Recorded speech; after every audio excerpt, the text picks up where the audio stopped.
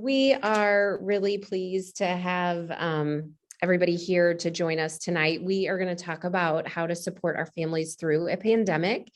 And we want to first introduce ourselves. So I'm going to let Laura introduce herself first. Hi, I'm Laura Brunsman, and I'm the social worker at the high school. I'm Michelle Studer. I am the social worker at Truman Middle School, Long Elementary, Crestwood Elementary, and Sappington Elementary. And I'm Sarah Thornton. I'm the social worker at Concord, Kennerly, and Dressel Elementary and Sperring Middle School. Okay. Tony, you want to start our slide for us?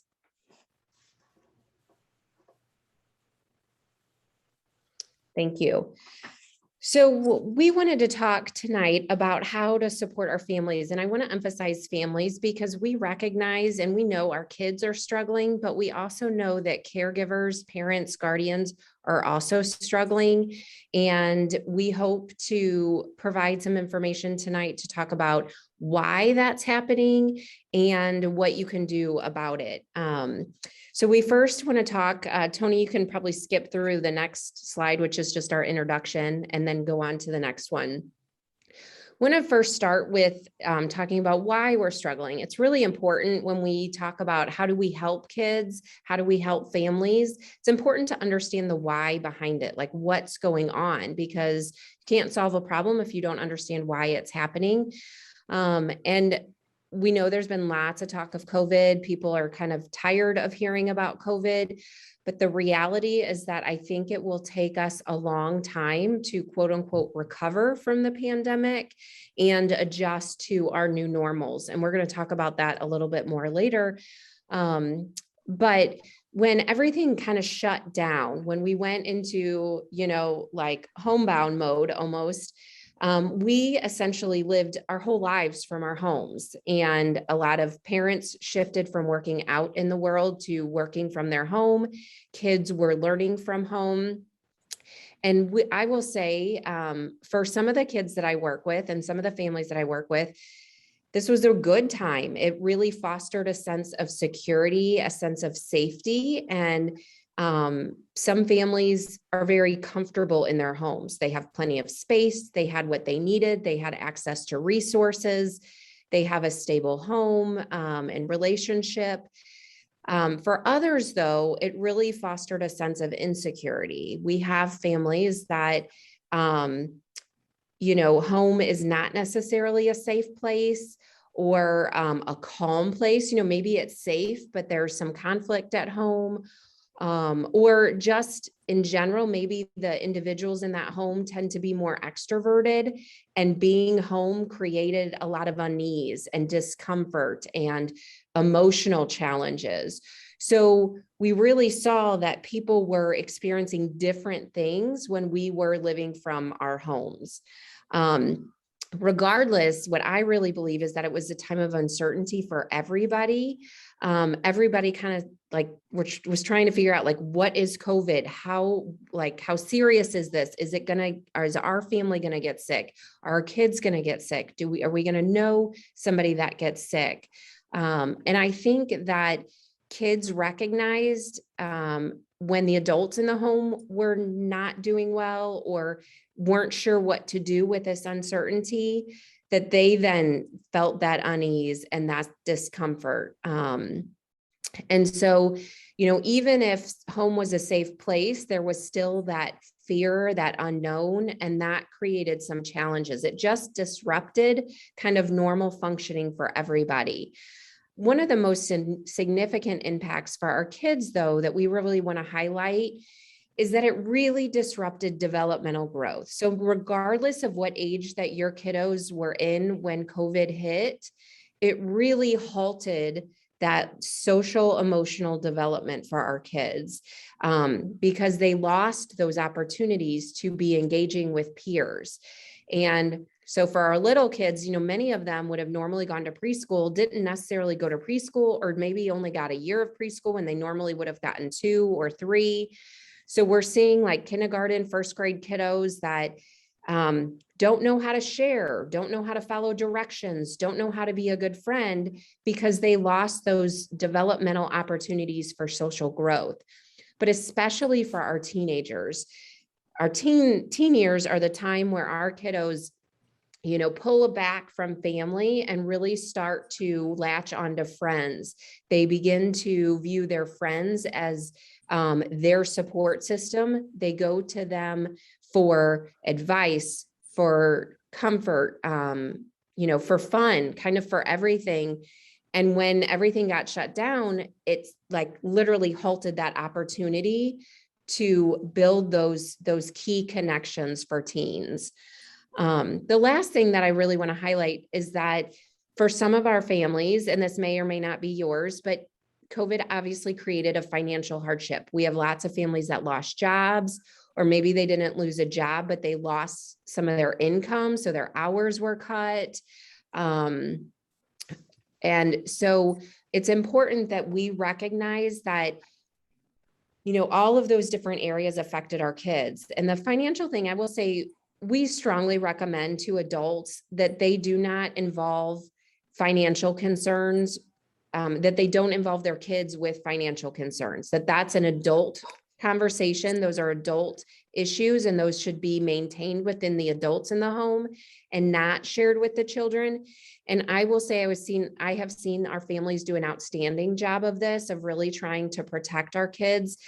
But kids are aware, they know what's going on. And even if adults don't share with them the financial challenges, they do feel that discomfort and that stress, because when adults are stressed, kids are stressed. And we're going to talk a little bit about that more also.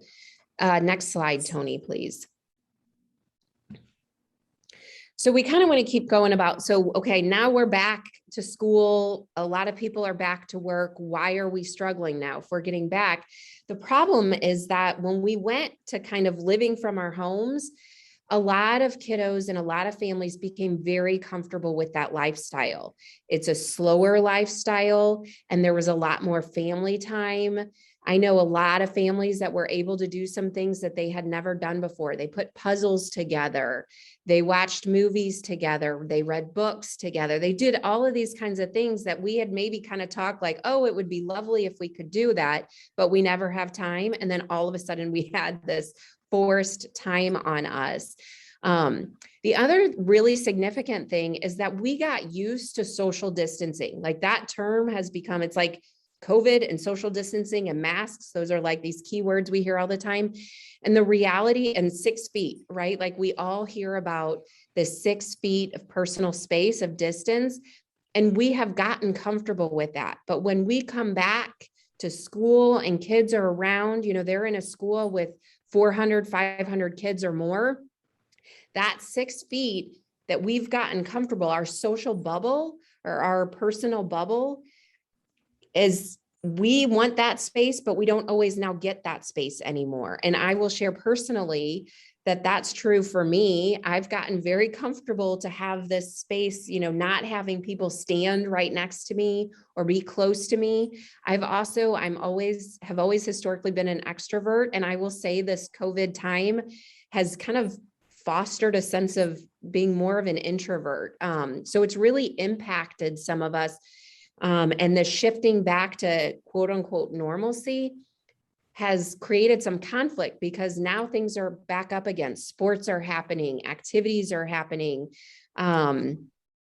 music stuff is occurring again. And so we're back to that fast pace. And so if we've gotten used to the slow, now we're like, oh my gosh, it's so much, it's creating a sense of stress. We do put that normalcy in quotes though, because that looks different for everybody. And we'll talk about that in a minute too. Laura, Sarah, anything that I missed? No, I think you covered it all. But again, that sense of normalcy is different for different kiddos and different people. So that's just something important to keep in mind. Some kids were really looking forward to coming back to school, and we're ready for that social interaction. We're ready to not have masks. I know we're wearing masks, and then some kids are really struggling or were really struggling when they first came back to school, and that was hard. And that that normal was their normal, compared to some of the other kids where their normals, they want to get back to the way it was. So I think that's really important to keep in mind. Yeah, you know what, Sarah, that's a really good point. So, when we talk about normal, the comfort level with normal looks different, like Sarah said, for each of our kids. And where that also creates problems is that kids often don't have the ability or the comfort level to articulate those feelings. So they come back to school and maybe they're excited to be back to school, but they're really nervous. They are feeling a little bit of anxiety around, like, am I going to get sick? Am I going to get sick and take it home to my family? But then maybe their best friend is like, I'm back and this is great. And I want to do everything. And there's this, conflict between the two, or this like mismatch of how kids and maybe some of their friends are feeling, but kids don't always know how to communicate that. So we often will have kids come down and they will articulate how they are emotionally struggling because of their own worries and fears, and they don't know how to communicate that with their friends. They don't want to seem different. They don't want people to think they're weird or whatever. And that's creating some challenges too, is helping kids both express how they're feeling and then feel comfortable enough to share it with us, to share it with their friends, to share it with parents and caregivers. And so we're working on kind of all of those things. And just Yeah, to and I add- want to, oh, I'm sorry. Go ahead, Laura. I was just going to say, the other thing that I think is important is I think that everybody had this idea in their head that we were going to go back to school and everything was going to be normal. And then when it wasn't, it was kind of just a confusing time. And I think that was for kids and for adults. And so I think there was just this confusion, like, why don't I feel like I used to? Why does this seem so weird? And why isn't it normal? I thought it was going to be normal. So I think that adds to that confusion and that anxiety that people are having. Totally agree. Okay, next slide, Tony, Yeah, we can please. move on to the next slide. So Michelle just talked about, and we also talked about why we're struggling and what that looks like. So we've all been through COVID and it's affected us in some way or the other. So I want to talk about looking through the grief lens when we're talking about how this has affected us, kids, adults. So first off, what is grief?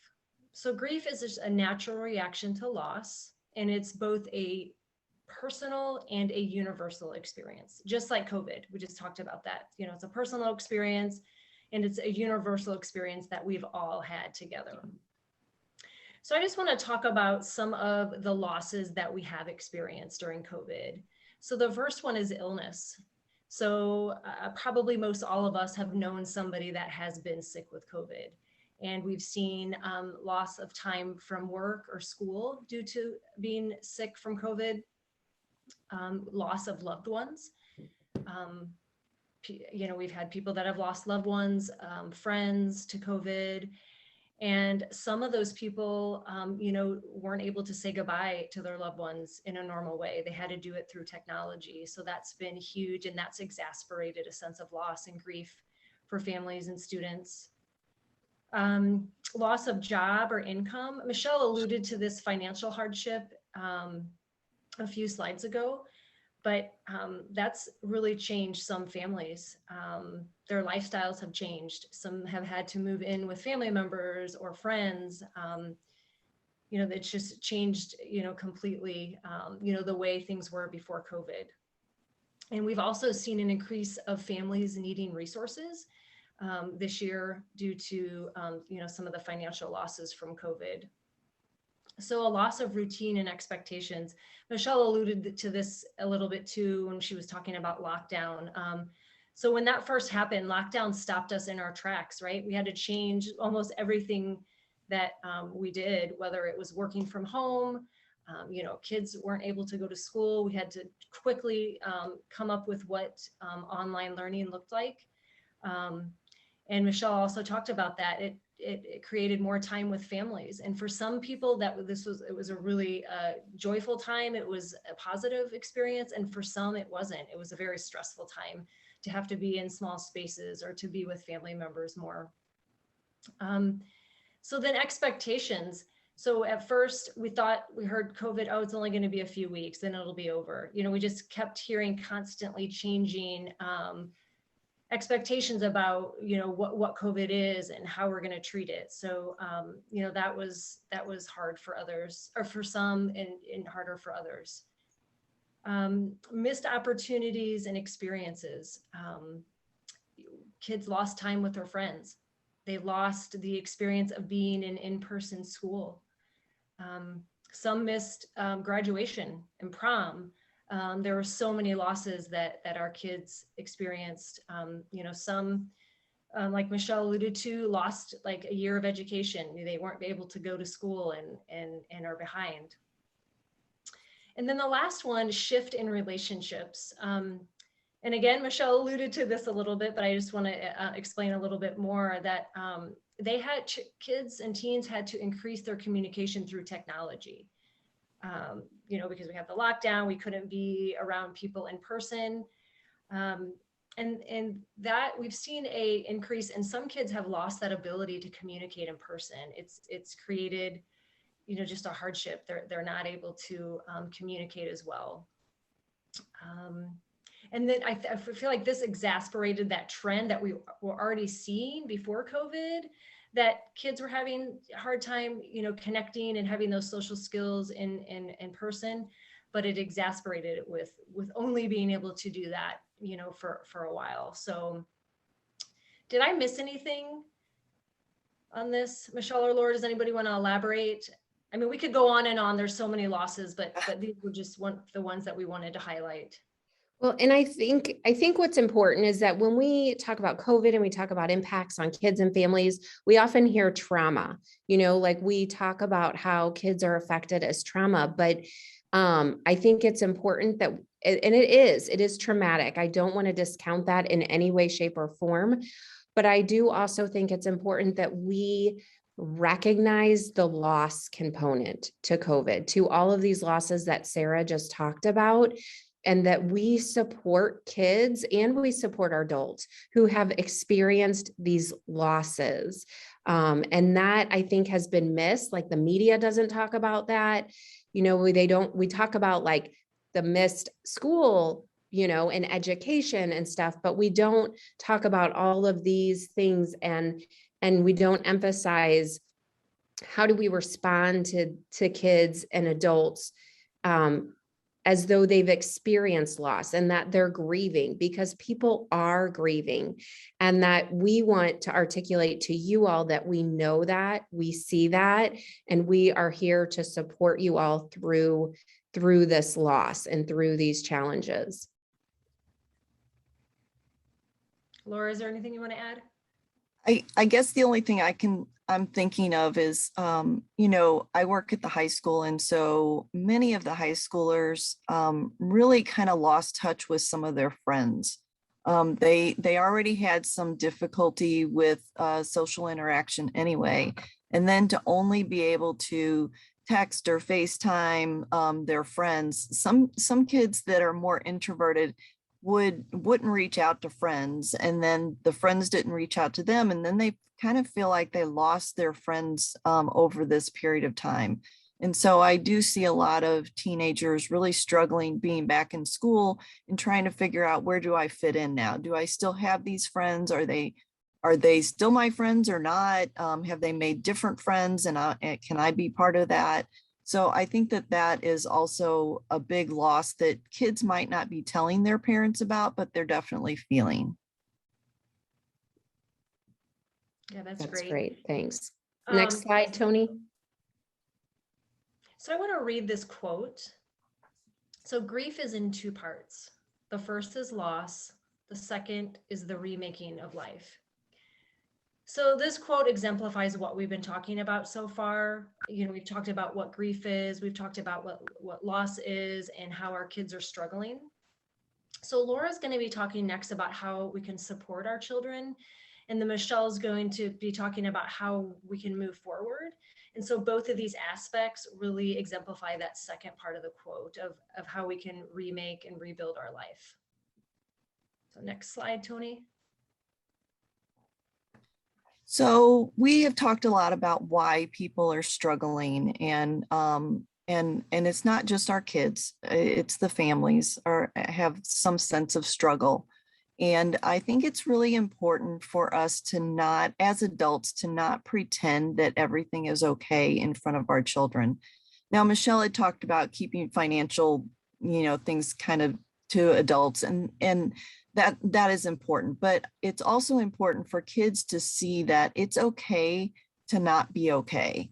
And it's okay for them to see that sometimes parents have a hard time too, because that is a great time for them to start learning how do I act when things aren't okay? How do I respond?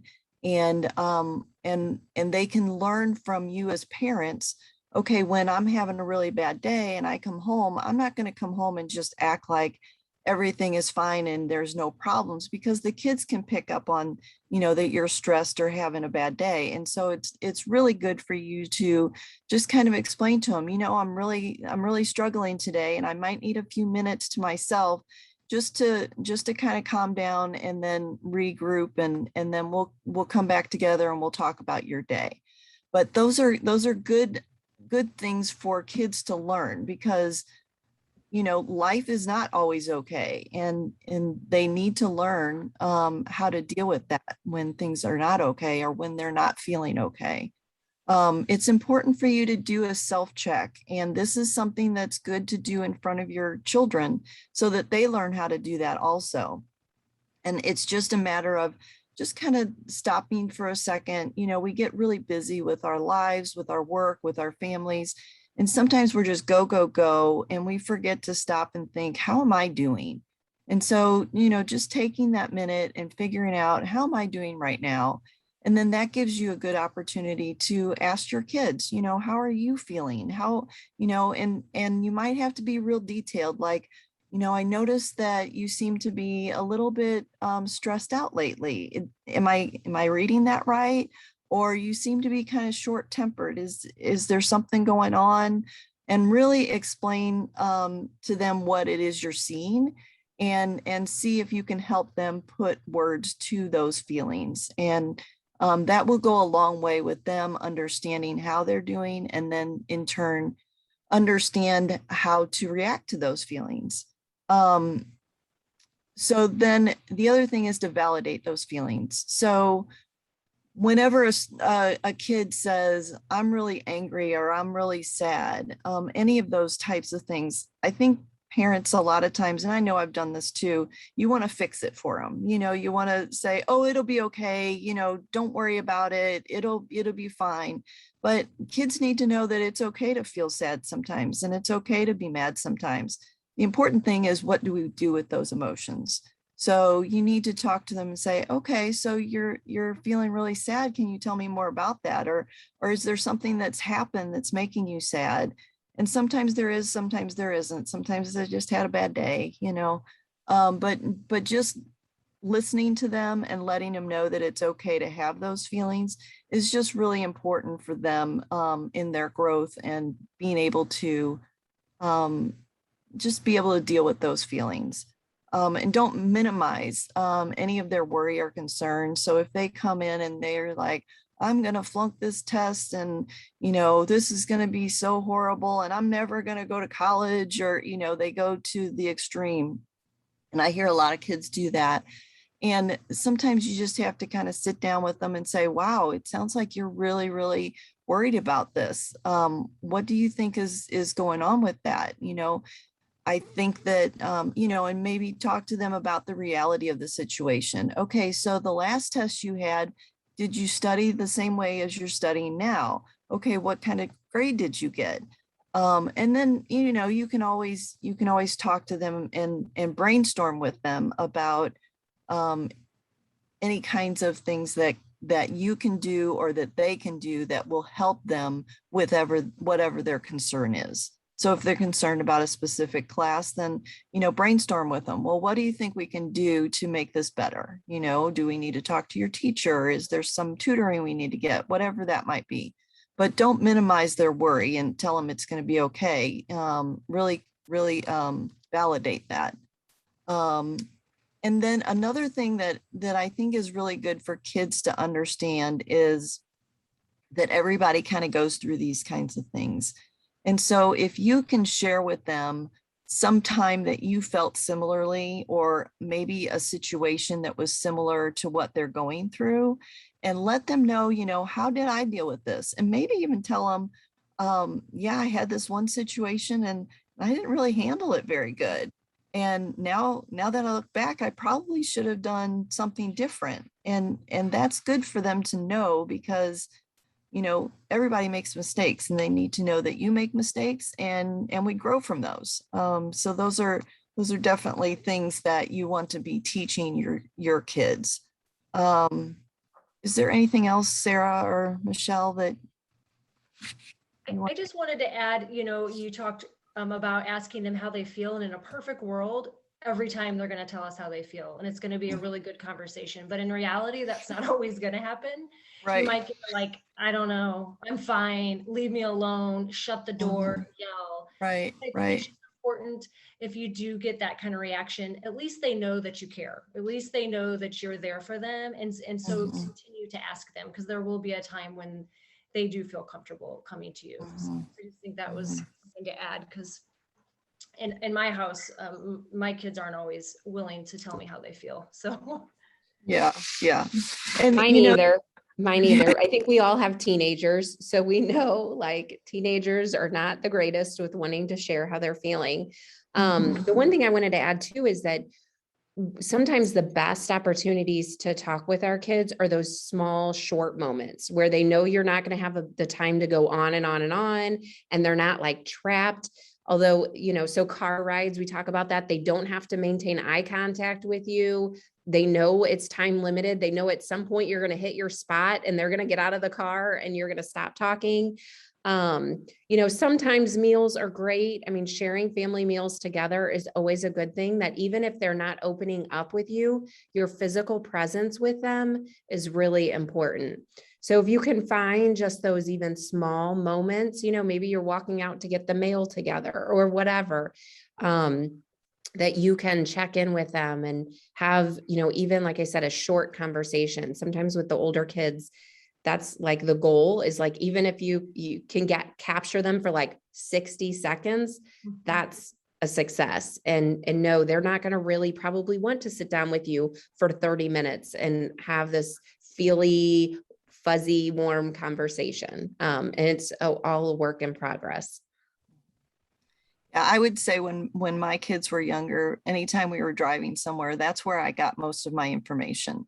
It was everybody was kind of trapped, but then they didn't have to have eye contact, and I could ask a few questions and typically would get a little bit more information than if I were just, talking to them at home. So. And I think another good opportunity, although it's getting darker and colder, is walking, because it's that another way that they don't have to maintain eye contact and you're actually moving the body. So I found that can be helpful sometimes as well. Absolutely. Okay, next slide, please. Okay, so the other thing is to help our children shift their expectations to the current reality. So we talked a lot about loss, and a lot of kids have these expectations that I'm going to go to school and this is going to happen or that's going to happen. For example, in the high school, we were getting ready for homecoming, and they had all the decorations they were working on, and everybody was getting excited. And then kind of last minute, I feel like it was maybe a week ahead of time, they said, oh, I'm not sure if we're going to be able to do this. We're getting more mandates from the state. I'm not sure what we're going to do. And so we shifted and we had homecoming outside, and it was out on the football field. And so it was very different. And some people liked it, some people didn't, but we were able to do it. And that's the important thing, is that, we may have to shift what our normal is. We may not be able to do everything the way that we used to do it, but maybe we can find a different way to do that.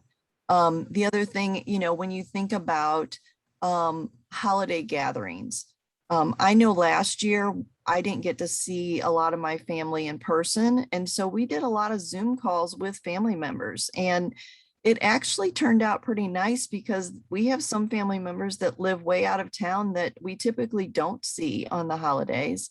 And now we were able to actually kind of have a conversation with a group of us and see them, not in person, but see their faces. And so that's a shift, but it's not as good as being in person, I'll agree, but it was definitely nice. And so I think that, making sure that we're not constantly talking about, oh, I wish it were the way it used to be, or this is so terrible, I hate this being this way. Instead, talking about, at least we get to see everybody, or at least we are going to have homecoming, or, we're going to find a different way to do this, but still try to do it. Because that gives kids some hope and some encouragement too. The other thing is we may never actually return to what we thought of as normal. Our normal may be different. If you think about it, there's a lot of companies out there that have gone completely virtual, and they are closing down their buildings and having people work from home. And the same thing with some of the school stuff. There may be things at school that are different now, just because we've learned different things and different ways to do things. But the important thing is to kind of embrace those. Uh-oh, I think I'm on. You're good. I'm still on. Okay, Yep. I lost it. Okay, so I'll keep talking, but I can't see you all. You're good. Okay, I found it. It's back. Okay, so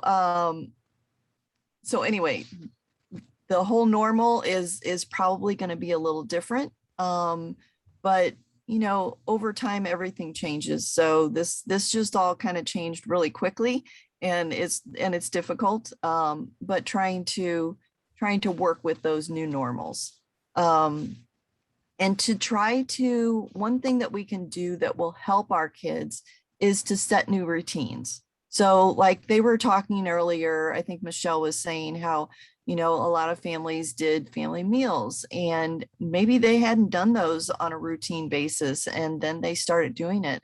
And those are things that are good to try to keep. And I know sports starts and activity starts and everybody's back at work, and different things are happening, and you might have a little less time to do those things. But those are things that will give families some of that normal back, and also that understanding and knowing what to expect. It helps you to think, okay, I know what to expect, because there are so many things that are constantly changing. So if you have a few things in place that kids can rely on and know that, okay, on this day or this evening, we're going to have dinner together as a family as much as possible. Those are things that will help them to just have a little more understanding and be more prepared for things, because kids in reality, especially younger kids, have no control over their lives. People are constantly saying, okay, we're going here, we're going there, you need to do this, you need to do that. And if they have some consistency in their life, then they kind of know what to expect, and that makes things easier for them. And then talk about discussing future experiences. So what we're talking about there is actually coming up with like a family calendar, and have it down for a month, and then kids can see not only what is expected of them, but what's mom and dad going to be doing, or what are my siblings going to be doing. It's kind of along the same lines of just having some way to be prepared about what's going on, and feeling a little more comfortable with the unknown, because you do know some things that are happening. Is there anything else you guys wanted to add? Yeah, I really want to emphasize that routine and that structure, and like the calendar that Laura talked about. Even when we're not talking about COVID, I do a lot of work, and I imagine Sarah does too. A lot of work with parents on kind of basic parenting education of like how to support your kids generally, like just how to be a good parent. And one of the most important things that parents can do for kids is create consistency and routines and constant expectations. Those are so important as a parent. Kids need those regardless. Even if you took out COVID, you took out the pandemic and all of this kind of stuff, every child needs consistency and needs routines. And so when we're looking at this whole situation and a way to support rebuilding, because as Laura and Sarah said, you know, we've lost some of those routines. Those things have changed or they're different or whatever. And so that doesn't mean just let them go and like live in a chaotic fashion. Like pull back together what are some new routines that you can do. The calendar is so helpful for kids, regardless of how old they are. I mean, when my kids were little, we would use a calendar. I now have teenagers and they look regularly at the calendar, like what's going on this week? What do I need to be prepared for? Oh, mom's going to be working late Tuesday night, you know, so that might mean dinner's going to be late Tuesday night or whatever. Those kinds of things are so helpful for kids. As Laura said, there's that sense of loss of control. And when they know what to expect, it feels better. It feels like there is a little bit of control in their life and some organization and structure. And that's really, really important for kids. It also helps those older kids to take a little responsibility for what they need to do. They can kind of look at that and say, oh, this is coming up, so I need to prepare this or that, or I need to make sure I get my homework done because I know the next night we're going to be busy doing something. So that's a good opportunity for them to learn a little responsibility for their own things. Sarah, did you have anything? No, I think you covered it. I don't have anything to add. Okay. Okay, next slide, Tony. Okay, so one of the other things, in addition to kind of what we just talked about, how to support your kid, validate, listen, empathize, you know, set routines, those kinds of things. The other thing you can do is really teach your kids skills to build resiliency. And those are skills that we all need. We all are going to be dealing with things that are out of control. And one of the best ways to do that is teaching your child to be flexible. And sometimes it can be as simple as talking to kids about what flexible means. I mean, being flexible is basically that you are able to bend easily without breaking. And it's, you know, we can think about that both like physically and emotionally. And when we're inflexible, they break, right? And we fall apart. And so it's really important that we teach our kids that we cannot control everything that happens in our world. We cannot control everything that happens in our life. We can't control others. I mean, that's a key component of counseling. You know, when we provide counseling to kids or to parents, to families, is that some things are always going to be out of our control, but the only thing that we can control is how we respond to those things. And so we want to teach kids that sometimes you're going to have to go with the flow. You're going to have to be flexible. You're going to have to cope with unexpected challenges, things maybe we didn't predict. And you can model that, and you can use phrases regularly in your home that promote flexibility. So modeling might look like something along the lines of like, I was going to make hamburgers tonight for dinner and I forgot to thaw the meat. And so we're going to have spaghetti instead.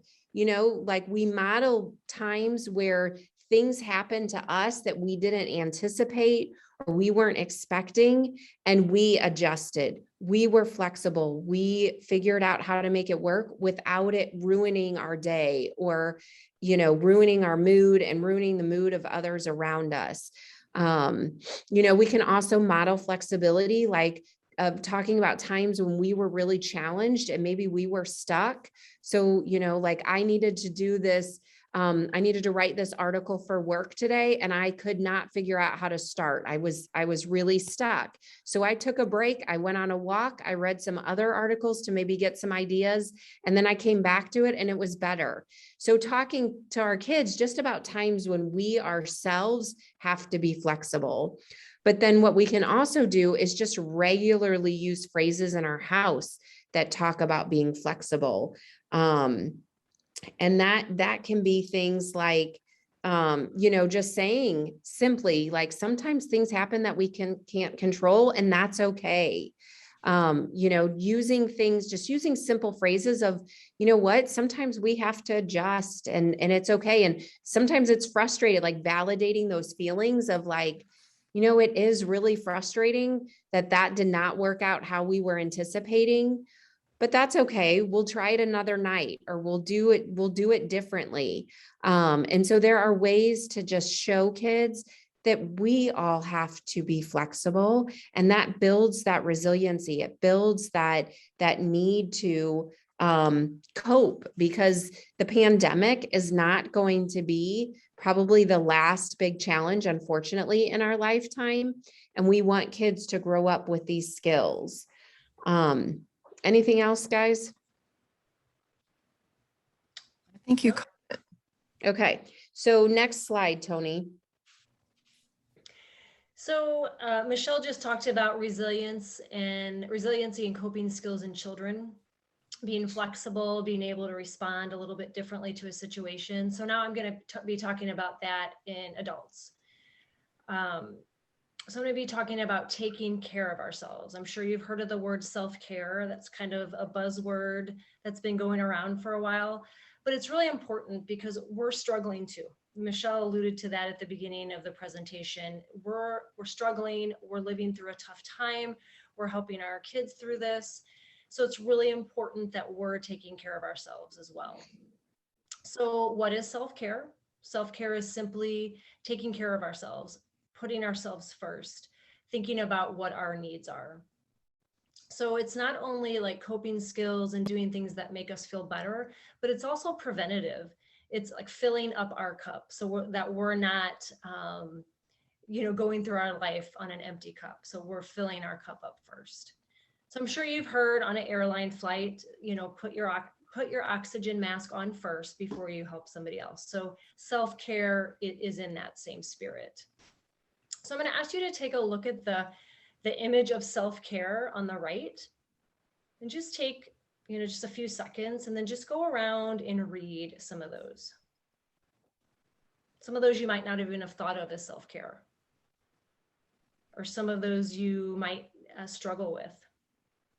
I've done a self-care presentation last year, and there's the one that says saying no. I always talked about no is a complete sentence. You don't have to explain it. You know, it's okay for you to say no if that meets your need, and if that's, you know, a way that you practice self-care. But I really want to look at the one that says taking a step back. And this kind of parallels to what Michelle was talking about, being flexible and responding. You know, she was just talking about that. So taking a step back is pausing. If you're in a difficult situation, it might be with your kid, an adult, you know, something at work, taking a few breaths, take a step back so that you're able to respond to the situation instead of react habitually, that you normally react habitually in a way. And so when you do this, when you pause, you take a step back, you might take a few breaths. Usually this is a better reaction, or there's a better outcome. Instead of yelling at somebody or saying something that you don't want to say, typically you have a more positive experience, you know, in that interaction. So I do want to share another quote that you might have heard before. It says, between stimulus and response, there is a space. In that space is our power to choose our response. In our response lies our growth and freedom. So I believe that's by Viktor Frankl. I believe that's who said that. I just think that's a really powerful quote, and talks about and reminds us that, you know, we do have a choice in the way that we respond to a situation. So with self-care, I just want to talk a little bit more about it. It's something that we want to make a daily habit. And it doesn't have to be big. It can be tiny, small things that you do for yourself to make yourself feel better. So examples are taking a walk, taking a few deep breaths, calling a friend or a family member if you need to talk to somebody, exercise, walking, reading a book, just small, simple things, eating well. Sometimes when we get stressed, I know I do, I don't eat the healthiest. or I don't take the time to eat. So making sure that I'm eating better, or that we're eating better, getting enough sleep. I could go on and on, but I just, it's really important that we take time to care for ourselves. It doesn't take a lot of time. And the more you do as daily practice, the more that you can fill your cup up so that you can, help support others and help support yourself. Anything, Laura or Michelle, you want to add about self-care? Yeah, I Go go ahead. ahead, Laura. Okay, I was just gonna say, in you taking care of yourself, that is such a great model for your kids.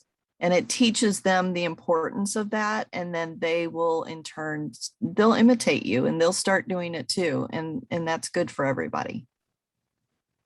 And in that same sense, that taking a step back or that spending time alone, sometimes I call that like adult timeout, like I will say, and I have said to my kids, like, there are moments if I get like really angry, or frustrated, I'm like, oh my God, like I'm going nuts.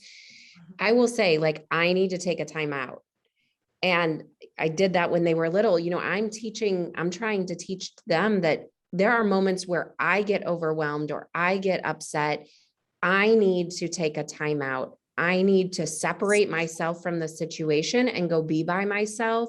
And in that moment by myself, I'm taking some deep breaths.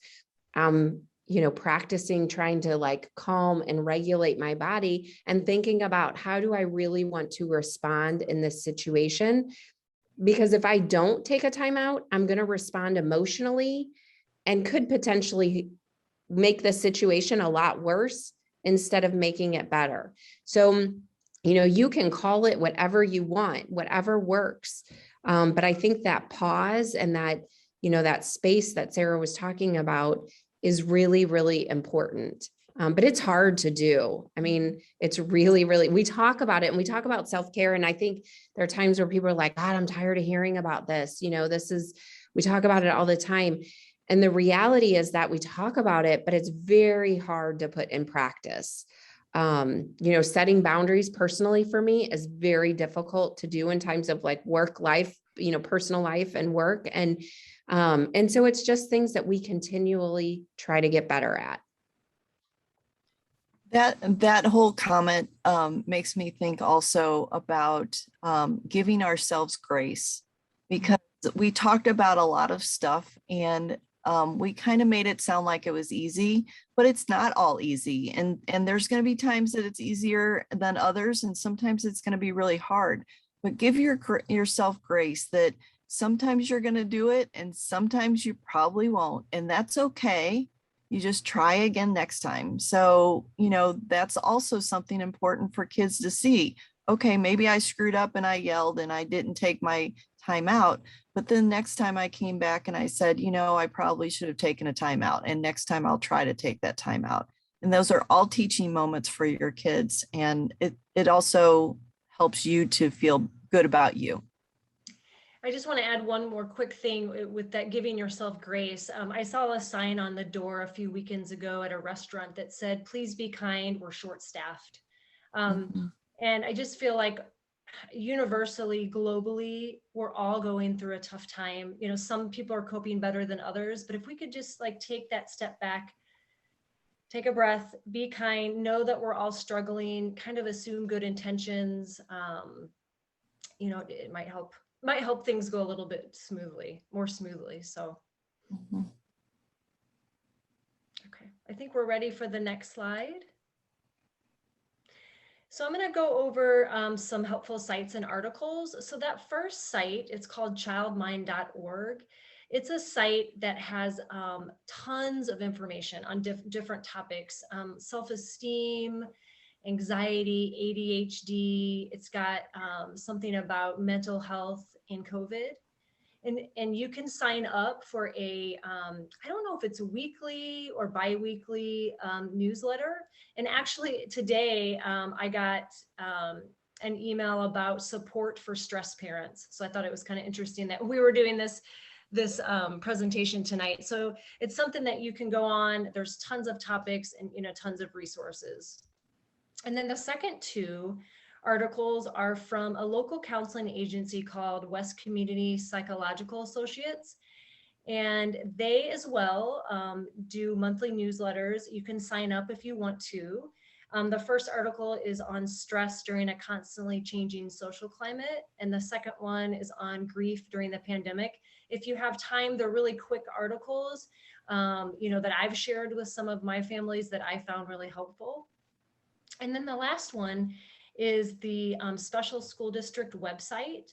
And this is a link to parent and family workshops. These are free of charge, they're virtual, and it's for any student. Any family is welcome to attend. Your student does not have to have an IEP. And so you can go on their calendar.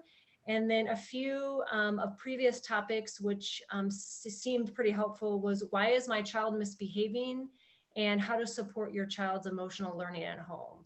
So you may go on there and not find anything that's applicable for you, but it is a resource if you want to check it out and have the time. Anything you want to add about those? Okay, next slide. So now we're going to just show you some mental health resources. So if you or someone in your family you feel like really could benefit from having some individual therapy or maybe even family therapy, these are some places that you can get some of that help. So the first one is just your employer's EAP program. So if you have a job, most employers will have it's a employer assistance program is what that stands for, and you can contact your HR department and they can hook you up with your EAP program, and it typically will I think it's like 6 to 8 sessions is typical for the EAP program.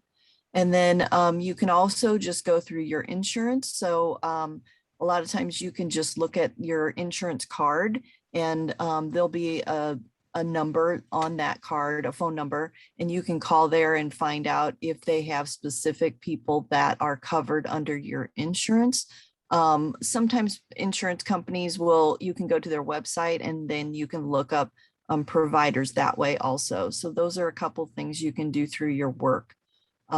Provident Counseling is an agency that is pretty close to Lindbergh Schools, and there's a phone number there. They actually have a contract with the Children's Service Fund. So what that means is that youth, so anyone under 18, and Provident may have a young, like, I'm not sure what their youngest is. Do you guys know what the youngest that they, probably elementary school, but they have counselors there, and you can get either free or discounted services through Children's Service Fund with Provident Counseling. They do provide counseling for adults also. That would have to be either through your insurance, or they do have a sliding scale fee. So you would need to just talk to them and find out what would be best for you guys. The next one is St. Louis Counseling, and it's similar to the Provident Counseling. They have the Children's Service Fund for the youth, and then insurance or sliding scale fee for the adults. And Chad's is the same way. And Lutheran Family and Children's Services. Those are all agencies that we have all referred our families to in the past. The last one is actually a website you can go to, and you can actually just Google Psychology Today, and this website will come up. And the good thing about this website is that you can put down your zip code, and you can say how far away from your zip code you'd like to find a therapist. You can put in all kinds of specific things, like you can say somebody that takes your insurance, and you put down your insurance. If you want a male or female, if you want them to have a specialty in any specific area, and then it will show you the various therapists that would meet your criteria. So that's a good resource also. And that one is, depending on the place, it might be private pay, it might be insurance, it might be sliding scale fee. That's something you would have to ask when you called. Okay, next slide. Oh, I think that's it. Those are just some references that we used. You know, just we don't like make up our information. Tony, if you're able to maybe go back to the slide that has our contact information. You know, I do also really want families to know that we as the social workers and your school counselors are accessible. If you guys are struggling, you don't know where to start to look for help, you're not sure if you actually need help or if your child actually needs help. I mean, please always feel free to reach out. That is our job as social workers, is to support our families in the district. And that's absolutely what we want to do. I don't think that I've seen any questions. Do you guys? No, I haven't seen any either.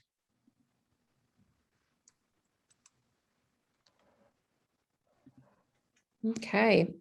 Well, I thank don't you think for your we have time. any questions, and I just really want to thank everybody for coming and listening and being willing to learn how to support your kiddos.